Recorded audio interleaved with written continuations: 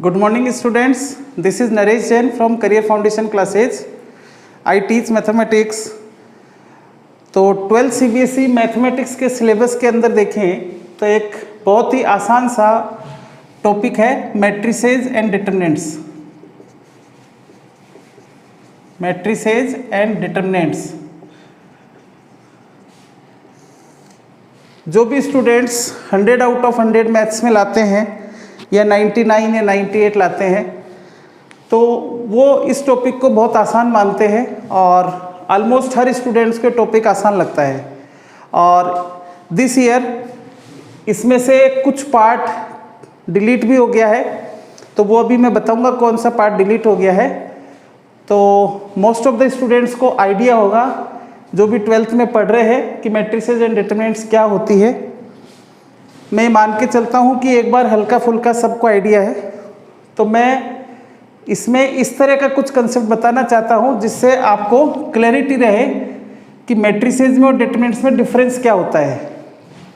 मतलब matrices and determinants में difference क्या होता है, क्योंकि कई स्टूडेंट्स इसमें इनिशियली कंफ्यूज रहते हैं कि मैट्रिसेज और डिटरमिनेंट्स एक जैसी है। तो पहला डिफरेंस तो ये है कि मैट्रिसेज को हम इस तरह के ब्रैकेट में या इस तरह के ब्रैकेट में लिखते हैं और डिटरमिनेंट्स को हम इस तरह के ब्रैकेट से रिप्रेजेंट करते हैं। दूसरा डिफरेंस ये है कि जैसे मान लीजिए एक मैट्रिक्स है 1 2 3 4 5 6, तो ये मैट्रिक्स जो है रेक्टेंगुलर मैट्रिक्स है जिसका ऑर्डर है, इसमें 2 रोज है और 3 कॉलम्स है, तो इसका ऑर्डर है 2/3।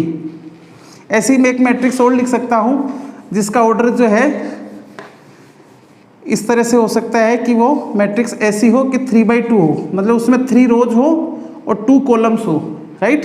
जैसे 4 1 6 5 2 -3, ये एक मैट्रिक्स है जिसमें 3 रोज है और 2 कॉलम्स है, तो इसका ऑर्डर क्या हो गया 3/2।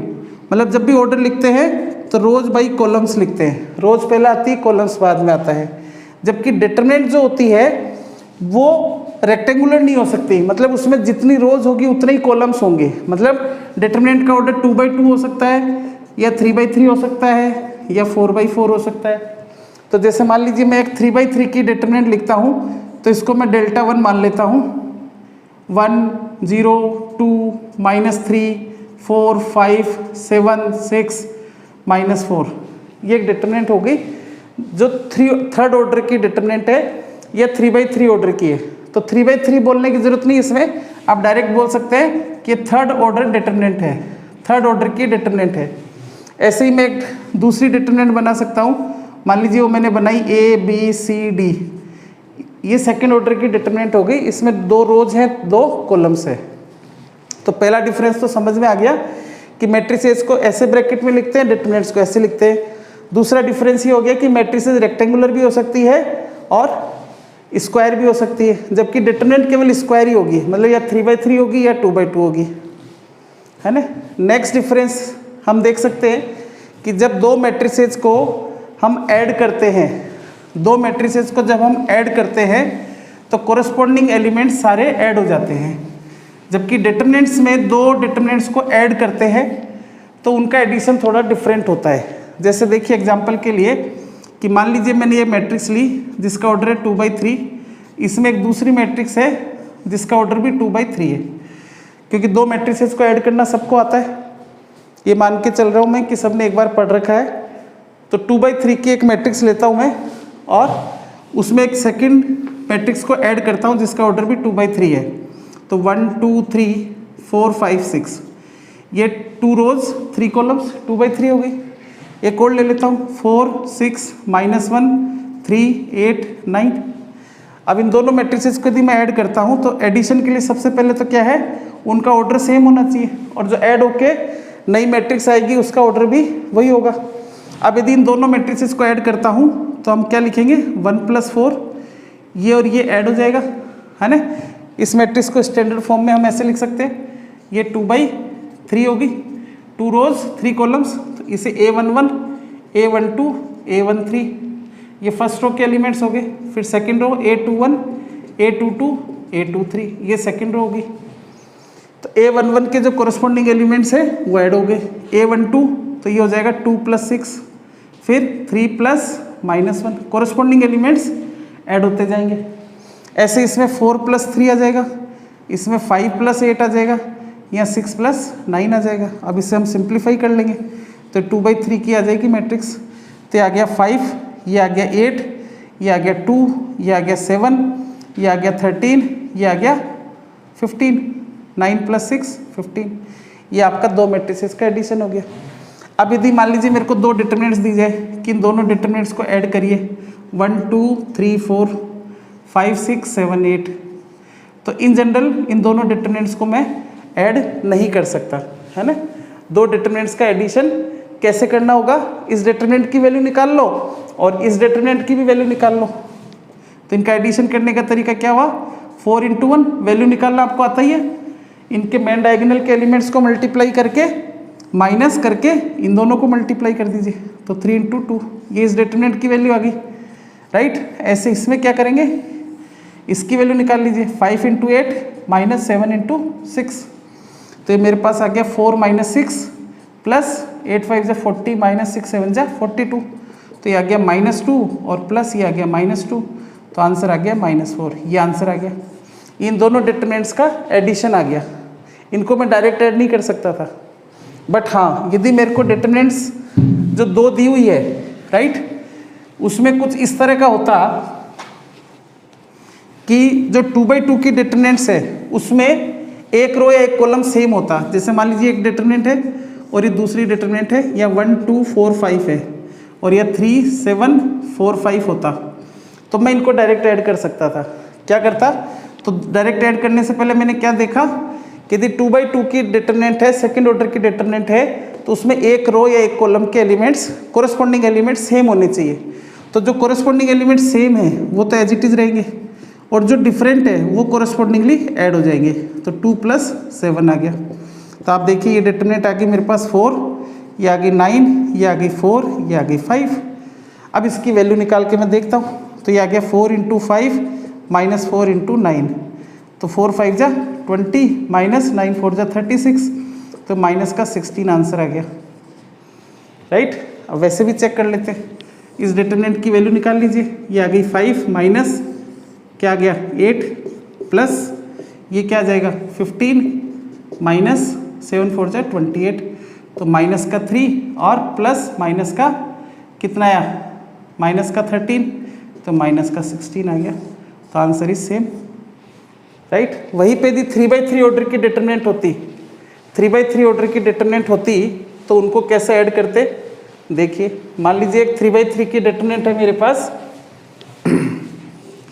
वो है ABC PQR XYZ, ये एक डिटरमिनेंट है।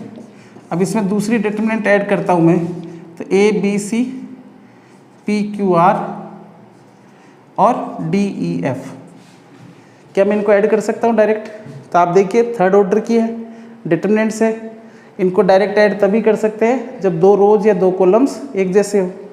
तो आप देखिए इसमें जो फर्स्ट रो है R1 और जो सेकंड रो है R2 दोनों में सेम है, जो थर्ड रो है उसके एलिमेंट्स डिफरेंट है, तो हम इसे डायरेक्ट ऐड कर सकते हैं। तो डायरेक्ट ऐड करेंगे तो क्या होगा, जो सेम है वो तो एज इट इज रह जाएंगे, राइट, और जो डिफरेंट है वो कोरस्पॉन्डिंगली ऐड हो जाएंगे।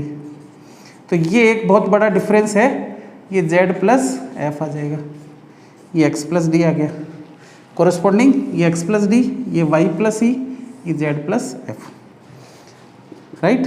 तो दो डिटरमिनेंट्स को ऐड तभी किया जा सकता है यदि वो सेकंड ऑर्डर की है तो एक रो या एक कॉलम सेम होने चाहिए, यदि थर्ड ऑर्डर की है तो दो रोज या दो कॉलम्स एक जैसे होंगे, तो जो डिफरेंट होंगे कोरस्पॉन्डिंग एलिमेंट्स ऐड हो जाएंगे, जो रो डिफरेंट थी वो कोरस्पॉन्डिंग ऐड हो गई, ठीक है।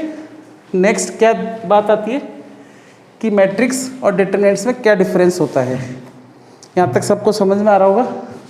तो अब देखते हैं हम मैट्रिक्स और डिटरमिनेंट्स में नेक्स्ट क्या डिफरेंस होता है। तो हमने देखा कैसे उसको रिप्रेजेंट करते हैं, ऑर्डर का डिफरेंस है वो। नेक्स्ट है कि मैट्रिक्स की हम वैल्यू फाइंड नहीं कर सकते, मैट्रिक्स की फॉर्म में ही रहेगी, चाहे वो 3/3 हो, जैसे 1 2 3 0 1 4 5 6 -1, ये 3x3 ऑर्डर की एक मैट्रिक्स है, ये मान लीजिए ए है। वहीं पे यदि बी एक डिटर्मिनेंट है, राइट, इसको इस तरह लिखते हैं, ये 1 4 6 2 1 9 -1 4 7, तो मैं इसको एक्सपांड करके इसकी वैल्यू फाइंड कर सकता हूँ, बट मैट्रिक्स की मैं वैल्यू फाइंड नहीं कर सकता। मैट्रिक्स की फॉर्म में रहेगी। हाँ, इस पर हम ऑपरेशंस अप्लाई कर सकते हैं, दो मैट्रिसेस को हम ऐड कर सकते हैं। एक मैट्रिक्स दे रखी है, मेरे से कहे कि 2 से मल्टीप्लाई करके इसको वापस लिखिए, तो सारे एलिमेंट्स मल्टीप्लाई हो जाएंगे। तो यहाँ आ जाएगा 2 4 6 0 2 8 या 10 12 -2, राइट। जबकि डिटरमिनेंट को किसी कांस्टेंट से मल्टीप्लाई करेंगे तो अलग तरीके से होगा। तो पहली चीज़ ये है कि एक मैट्रिक्स की मैं वैल्यू फाइंड नहीं कर सकता, मैट्रिक्स की फॉर्म में रहेगी। कोरस्पॉन्डिंग जो डिटरमिनेंट है या अलग से भी कोई डिटरमिनेंट हो, तो वो चाहे 2/2 की हो चाहे 3/3 की हो। 2/2 की डिटरमिनेंट की वैल्यू निकालना आप सबको आती है कि ए बी सी डी, ये मान लीजिए एक डिटरमिनेंट दे रखी है, इसकी वैल्यू फाइंड करनी है, तो इनके main diagonal A into D minus of diagonal B into C, ये इस तरह से इसकी वैल्यू हम फाइंड कर सकते हैं। ऐसे ही मैं 3/3 की जो डिटरमिनेंट है इसकी वैल्यू फाइंड कर सकता हूँ। तो वैल्यू फाइंड करना अभी हम सीखेंगे, तो वो मैं आपको सिखाऊंगा कि कैसे एक डिटरमिनेंट की वैल्यू फाइंड करते हैं, उसमें माइनर और कोफैक्टर्स कैसे फाइंड करते हैं, राइट। तो कोई भी एक मैट्रिक्स हो उसके कोरस्पॉन्डिंग डिटरमिनेंट बना सकता हूँ। जैसे एक मैट्रिक्स ए है, इसके कोरस्पॉन्डिंग डिटरमिनेंट क्या हो जाएगी, उसको मैं इस तरह से लिखूंगा, राइट। तो इसके कोरस्पॉन्डिंग जो डिटरमिनेंट है वो बन जाएगी 1 2 3 0 1 4 5 6 -1। अब इसकी मैं वैल्यू फाइंड कर सकता हूँ। तो determinant is actually a value, whereas matrix is a matrix. तो matrix is rectangular arrangement of numbers in the form of rows and columns. तो ये एक मैट्रिक्स है, इसको एक कांस्टेंट से मल्टीप्लाई किया 2 से, तो ये सारे एलिमेंट्स 2 से मल्टीप्लाई हो गए।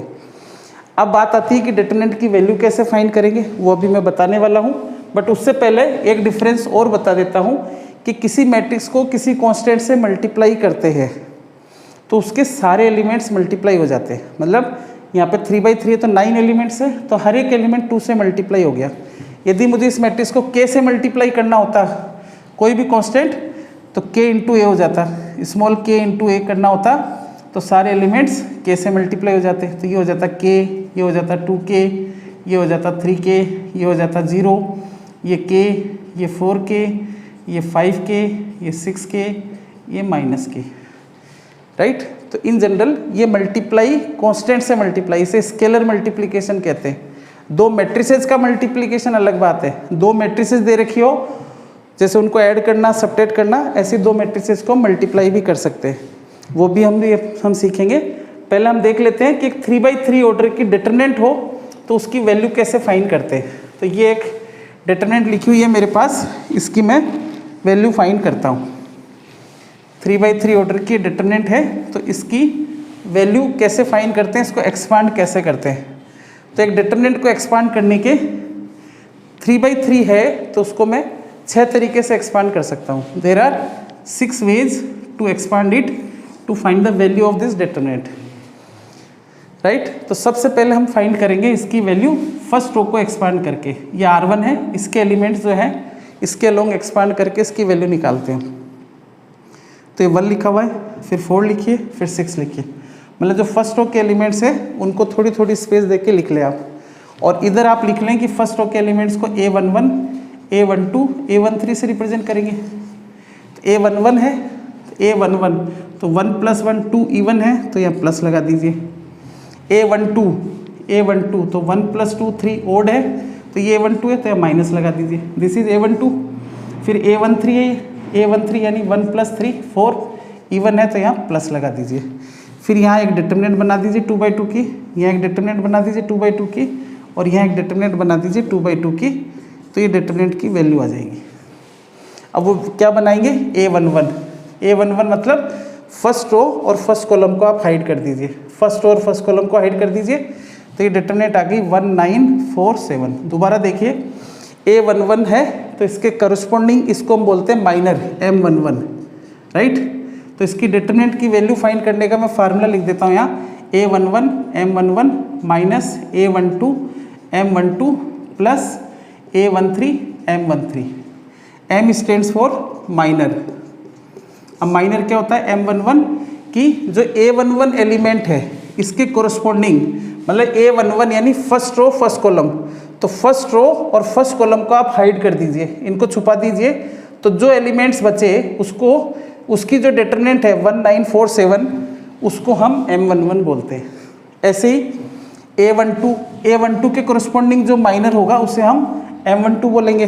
तो 1 2 यानी फर्स्ट रो और सेकंड कॉलम को आप हाइड कर दीजिए, तो क्या बच रहा है 2 9 -1 7, तो ये आ गया 2 9 -1 7, ये आ गया A12। दोबारा देख ले, फर्स्ट रो और सेकंड कॉलम को मैंने हाइड किया तो आया 2 9 -1 7, इसे बोलेंगे हम M12, first row second column A12 के कोरस्पॉन्डिंग जो माइनर है। और यहाँ माइनस लगाया क्योंकि यहाँ 1 + 2 3 ओड है तो माइनस लगाया, फिर 6 A13, तो अब 6 लिख दिया, तो फर्स्ट रो 1 3 यानी 1 और 3, फर्स्ट रो थर्ड कॉलम, तो यहाँ आ गया 2 1 -1 4, 2 1 -1 4, ये डिटरमिनेंट आ गई, इसे हम बोलेंगे M13, ये M13 आ गया। ये डिटरमिनेंट की वैल्यू का फार्मूला है, इस डिटरमिनेंट की वैल्यू फाइंड करने का तरीका है अलोंग फर्स्ट रो के अलोंग मैंने एक्सपांड किया। इसी को भी आगे मैं और बताऊंगा। एक टर्म और होती है कोफैक्टर, राइट, डिटेल में अभी करेंगे, सबके समझ में आएगा, जिसको समझ में आया हुआ है बहुत अच्छी बात है, नहीं आया घबराने की बात नहीं है, सब समझ में आएगा। A11 C11 plus A12 C12 plus A13 C13। तो जिनको आइडिया है कोफैक्टर के बारे में बहुत अच्छी बात है, जिन्हें नहीं है वो देख लें एक बार कि cofactor C11 is same as of M11 but C12 is not equal to M12। ये क्या होगा, C12 will be equal to minus of M12, right. तो ये जो माइनस है, माइनस ऑफ M12 को मैंने C12 लिख दिया, और M13 will be equal to C13, तो C13 जो है वो M13 के इक्वल है।